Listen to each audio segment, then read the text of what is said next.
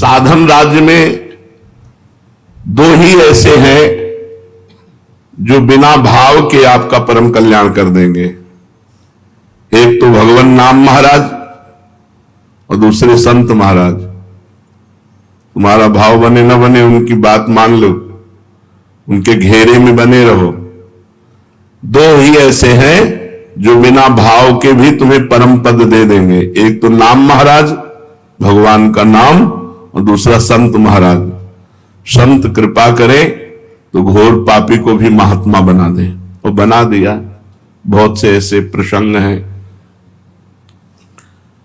सच्चे संत मिल जाएं जो भगवान में रमण करते हैं, तो जैसे लोहा का भाव हो या ना हो, पारस मणि छू जाए तो सोना बन ही जाएगा। ऐसे हमारे भाव हो या ना हो, संत मिल जाए तो हमारे अंदर के दुर्गुणों का नाश हो ही जाएगा और हम स्वर्ण की भांति चमकने लगेंगे, सद्गुण संपन्न हो जाएंगे।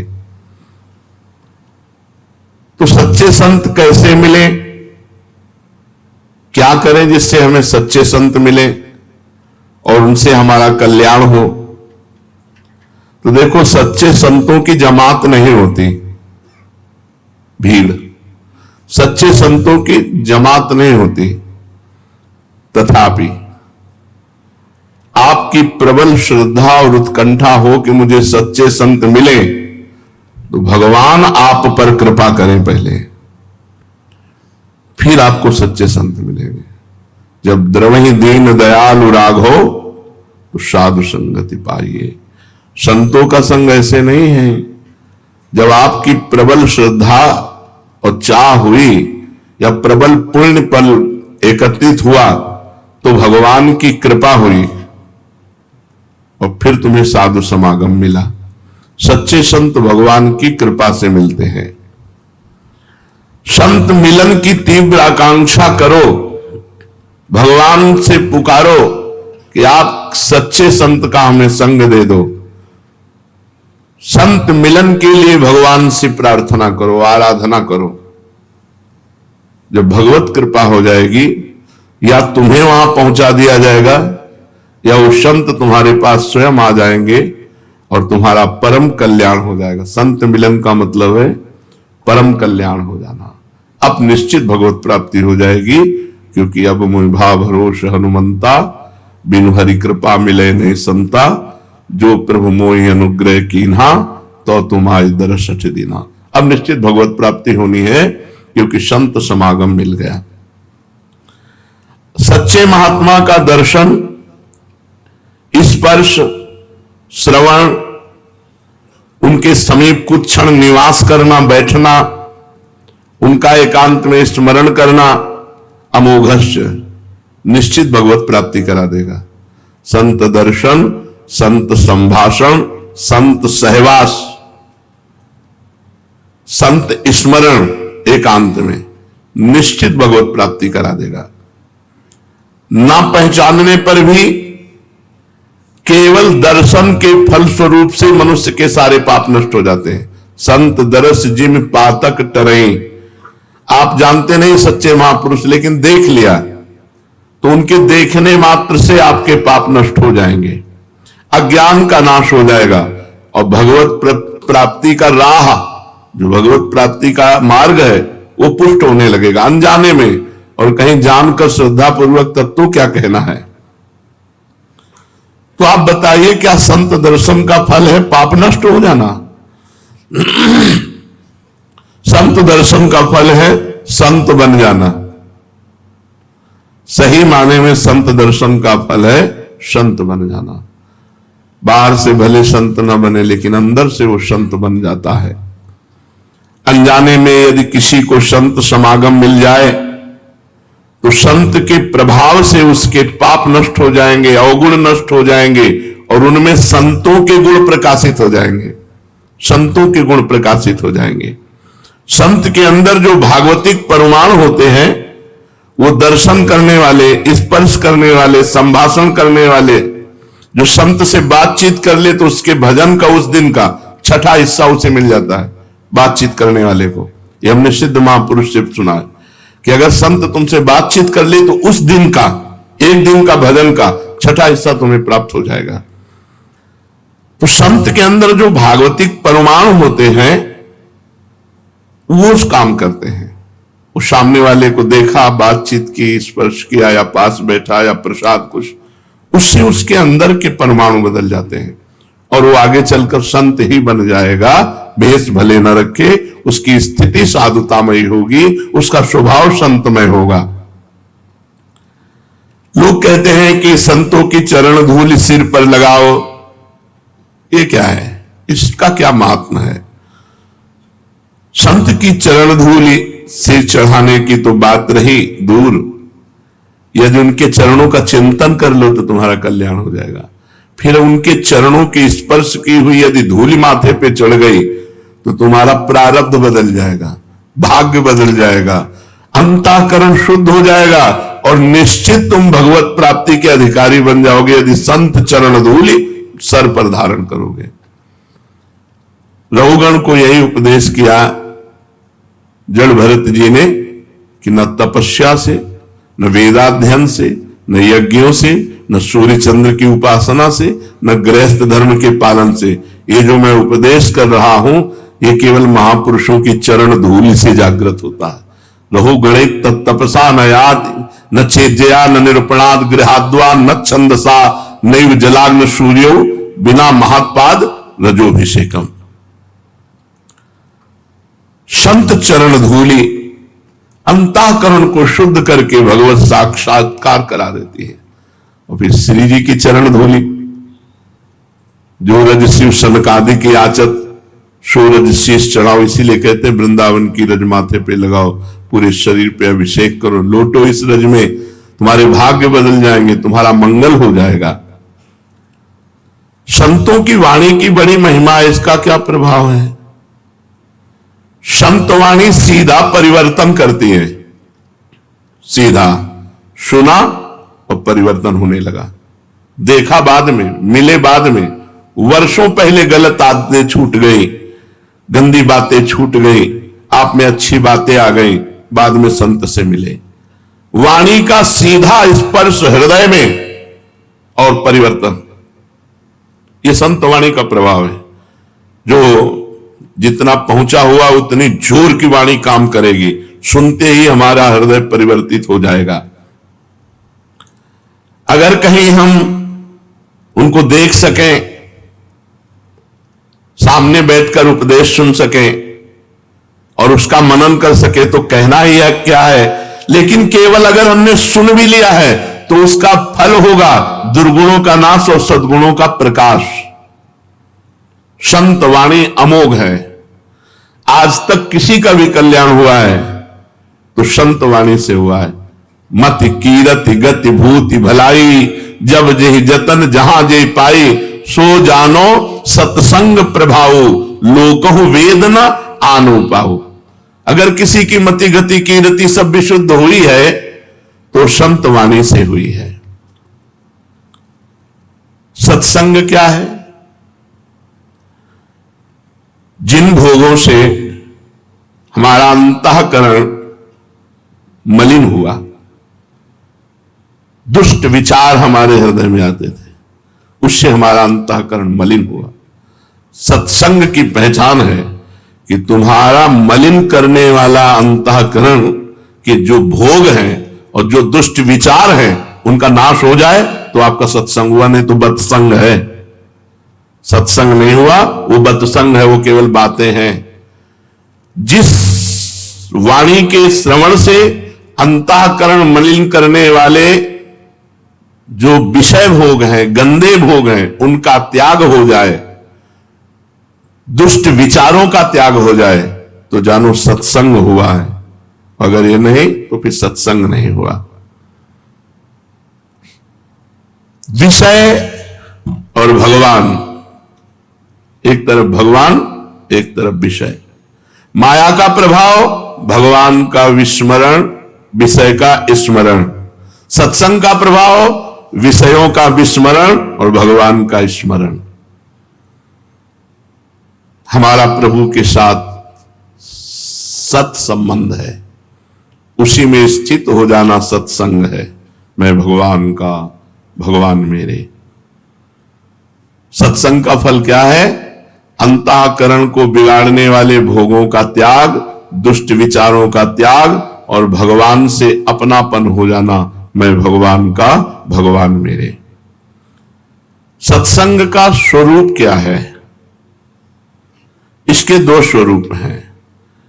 एक जो अंतःकरण की शुद्धि में कारण बनकर मोक्ष की प्राप्ति में साधन रूप होता है, यह उपदेश से होता है। एक सत्संग हुआ, उपदेश दे दिया, अब उसको अपने आचरण में उतारो और उतार कर भगवत प्राप्ति करो। और एक होता है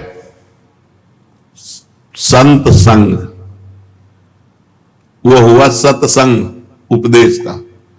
अब एक होता है संत संग, जैसे बच्चा मां के पास रहता है, उसको उपदेश से मतलब नहीं है, वो केवल मां को देखता है, मां के पवाए पाता है, मां के सुलाए सोता है, मां के जगाए जगता है। मां की तरह किसी संत के भरोसे आश्रय में जो पल रहे हैं, इनको किसी साधन पक्ष को लेकर के मोक्ष पदवी नहीं है, ये संग के प्रभाव से वहां पहुंच जाएंगे। दो प्रकार का सत्संग, एक वाणी के द्वारा उपदेश दे करके अंतःकरण को शुद्ध बनाकर मोक्ष पदवी प्रदान करना, और एक समीपता, आठों पहर वो संत की आज्ञा में उनके समीप, उनके बच्चे की तरह, उनको साधना से कोई मतलब नहीं, उनको जो आज्ञा हुई बस वही कर रहे हैं, उनके समीप हैं। ये साधन पक्ष के नहीं, ये शरणागत पक्ष के हैं। ये स्वाभाविक भगवत प्राप्ति हो जाएगी, जैसे पिता की संपत्ति पर पुत्र का अधिकार, ऐसे स्वाभाविक हो जाता है। दूसरे की विशेष महिमा है, इनमें पहले की अपेक्षा दूसरे की विशेष महिमा है। उपदेश सुनकर और उसके अनुसार चलकर मोक्ष पदवी प्राप्त करना, और अपने को सर्वतोभावेन किसी संत के हाथ बेच देना, अधीन हो जाना। तो कह रहे पहले की अपेक्षा दूसरा विशेष है, किसी संत के अधीन हो जाना, ये बहुत बड़ी बात है। सत्संग अगर ना मिले तो क्या करें?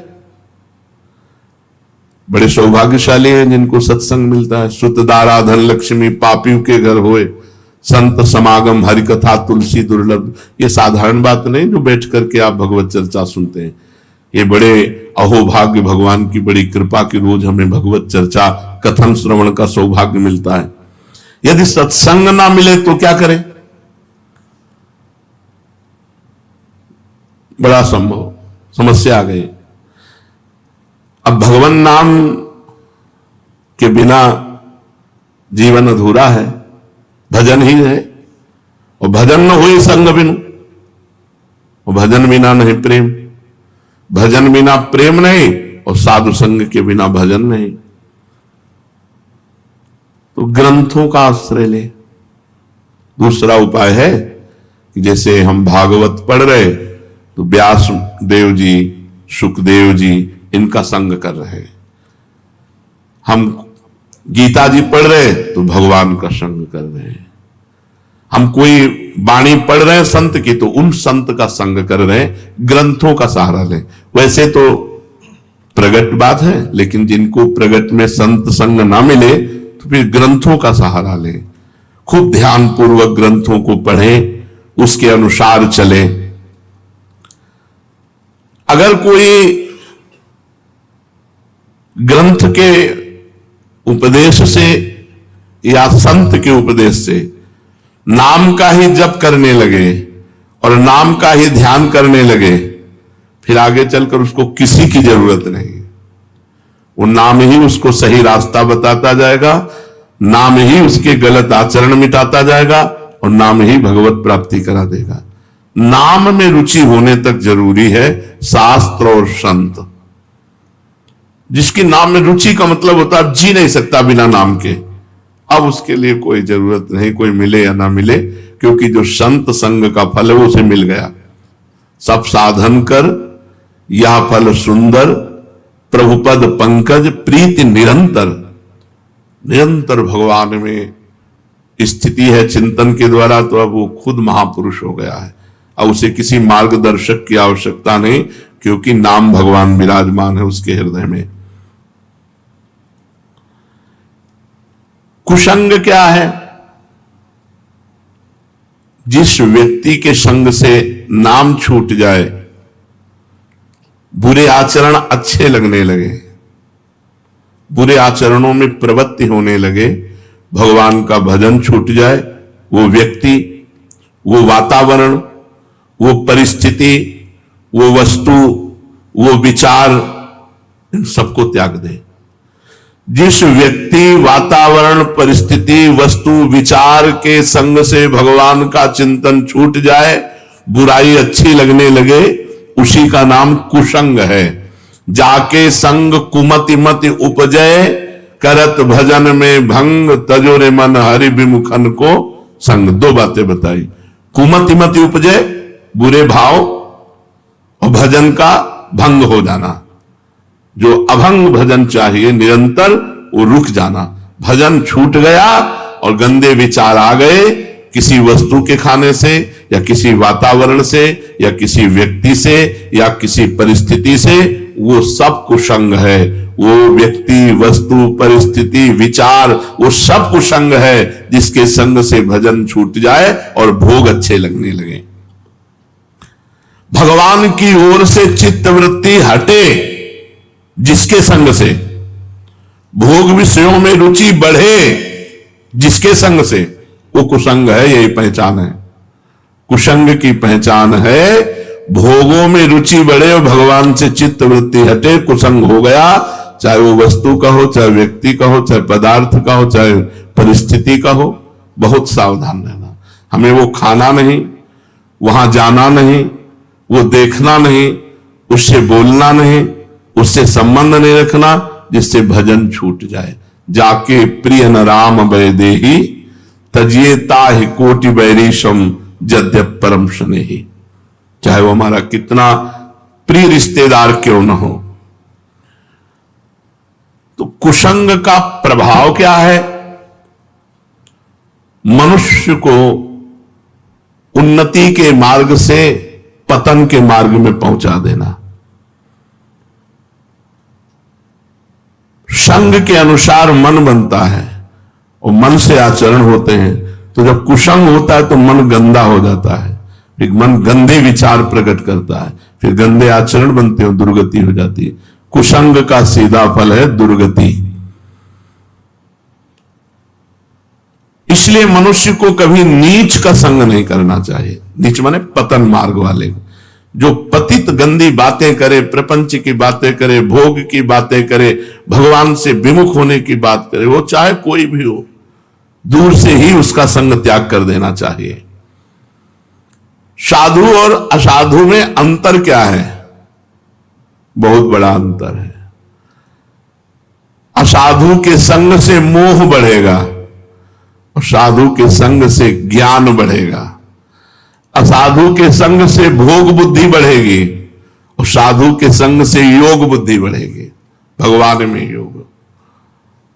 महात्माओं का समागम भगवान से मिलाता है और जो असाधु है, दुरात्मा है, ये नरक पहुंचाते हैं। क्योंकि नरक के 3 द्वार हैं, काम, क्रोध और लोभ। कामा, क्रोधा तथा लोभा तस्मादेत त्रयम त्यजेत। भगवान ने कहा 3 नरक के द्वार हैं। अगर इनमें से काम, क्रोध, लोभ कोई एक भी है तो हमें नरक पहुंचा देगा। तो वैसे तो हमारे अंदर है ही, अगर कुसंग हो गया तो और बढ़ जाएगा। त्रिविधम नरकस्येदम द्वारम नाशन मात्मना, कामः क्रोधा तथा लोभा तस्मादेत त्रयम त्यजेत। ये आत्मा का नाश करने वाले 3 भाव हैं, काम, क्रोध, लोभ। और ये नीच पुरुषों के संग से, दुष्संग से इनकी वृद्धि होती है और ये क्रियात्मक होते हैं और हमें नरकगामी होना पड़ता है। सत्संग की जीवन में कितनी आवश्यकता है? जैसे जीने के लिए श्वास की आवश्यकता है, ऐसे हमारे जीवन के लिए सत्संग की आवश्यकता है।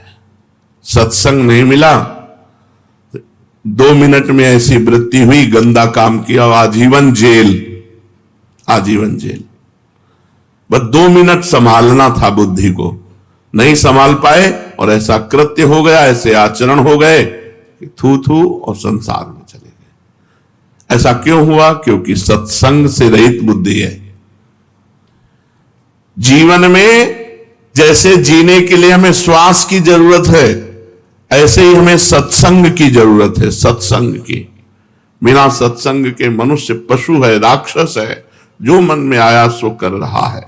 जिसके जीवन में सत्संग नहीं है उसका जीवन अधूरा जीवन है। जैसे हम श्वास के बिना जीवित नहीं रह सकते, ऐसे हम सत्संग के बिना परम पवित्र जीवन नहीं धारण कर सकते। चाहे वो जितनी अवस्था हो जाए, हमारी दुर्वासनाएं सत्संग से ही नष्ट होती हैं। संतों का मिलना या उनके पास जाना, ये प्रारब्ध भाग्य की बात है या कृपा की? हमारे भाग्य बड़े थे तो हमें संत मिले, या भगवान की कृपा हो गई? संसार में आना जाना, मिलना बिछुड़ना, यह सब प्रारब्ध के अनुसार होता है, भाग्य के अनुसार। लेकिन भगवान के प्रेमी संतों का मिलन केवल भगवान की कृपा से होता है, भाग्य से नहीं होता। बिनु हरि कृपा मिले नहीं संता, केवल भगवान की कृपा से होता है। भगवान जिसे अपनाना चाहते हैं उसे संत समागम देते हैं। मतलब भगवान ने हमें स्वीकार कर लिया, हमें सत्संग मिलता है, यह प्रमाण है। भगवान जिसे अपनाना चाहते हैं उसे कृपा करके संत समागम देते हैं, और जिसे भटकाना चाहते हैं उसे कुसंग दे देते हैं। बड़ा दुर्भाग्य जिनको संत संग नहीं मिला, कुसंग में भटक रहे। ऐसे लाखों लोग हैं जो संत संग से सुधर गए, सुधर रहे हैं और सुधरेंगे, और ऐसे लाखों लोग हैं जो कुसंग से नष्ट हो गए। कुसंग सर्वथा त्याज्य, संत संग भगवान की कृपा से। कभी कभी वेशधारी से भी कुसंग हो जाता है, अगर वो सच्चा संत ना हुआ तो बहुत गड़बड़ हो जाता है। हमें लगता है संत है, तो जब हम देखते हैं तो काम क्रोध लोभ के गुलाम वेश संत का, वो मान मर्यादा सब भंग हो जाती है। जब भगवान द्रवित होते हैं, भगवान कृपा करते हैं, तब सच्चे संत का संग प्राप्त होता है। जिनके दर्शन से, जिनके पास रहने से, जिनकी वाणी सुनने से, जिनकी बात मानने से संसार फीका लगने लगे और भगवान में रुचि हो जाए, उसे संत कहते हैं। जिनका दर्शन करने से, जिनके संभाषण से, जिनकी बात मानने से हमारा संसार का राग कम होने लगे और भगवान में रुचि बढ़ने लगे, हमारा भगवत भाव बढ़ने लगे, दैवी संपदा बढ़ने लगे, वही संत है। ये पहचान है उसके। संत से संसार का जो राग है वो संत संग से निश्चित कम होगा और भगवान का भजन बढ़ेगा, तब फिर पूर्ण रूप से संसार का राग नष्ट हो जाएगा। वास्तविक महात्मा कैसा होता है? कोई ऐसा नहीं कह सकता कि महात्मा ऐसा होता है, पर इतना जरूर हम कह सकते हैं कि जिससे कभी किसी का अकल्याण न हो, कारज की हानि न हो, यही सन हठ करी हो पहचानी, साधु ते होए न कारज हानि। जिससे कभी कार्य की हानि नहीं हो सकती, जो कभी परमार्थ विरोधी नहीं हो सकता, जिसके मिलने से निश्चित कल्याण है, वो महात्मा है। जो त्रिगुणातीत विकारों से परे है वो महात्मा है। जो द्वंद्वातीत है वो महात्मा है। जो चराचर जगत में अपने भगवान को देखता है वो महात्मा है। जो नित्य आत्मा में स्थित है वह महात्मा है। जिसके दर्शन, स्पर्श, संभाषण से अमृत पद की प्राप्ति हो जाए वो महात्मा है। अगर हम संत महापुरुषों की पहचान करना चाहें तो किन लक्षणों से पहचाने? कोई पहचान नहीं। बाहरी बहुत से ऐसे आचरण संतों के होते हैं जिनसे आप ये मानना भी नहीं चाहेंगे कि ये संत हैं और बहुत उच्च कोटि के संत हैं। ऐसे संतों की बाहरी लक्षण देखे जिनसे आप पहचान नहीं सकते। हमारी बुद्धि का मापदंड प्रकृतिजन्य है, हमारी बुद्धि प्राकृतिक है। वो त्रिगुणातीत अप्राकृत महापुरुषों की पहचान कैसे कर सकती है? जैसे कबाड़ के तौलने वाले से सोना चांदी नहीं तोला जाता, उसका अलग तराजू होता है। ऐसे एक कबाड़ी बुद्धि महात्माओं को कैसे तौल सकती है कि कौन महापुरुष है, कौन कुपुरुष है?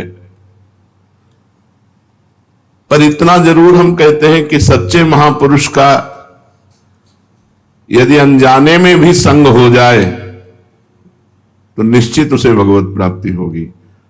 देवर्षि नारद जी ने कहा, महासंगस्तु दुर्लभ हो, महापुरुषों का संग दुर्लभ है पर अगम्यों, उनका निर्वाह कर पाना कठिन है। अगर निर्वाह कर ले गए तो अमोघस्य निश्चित भगवत प्राप्ति हो जाएगी।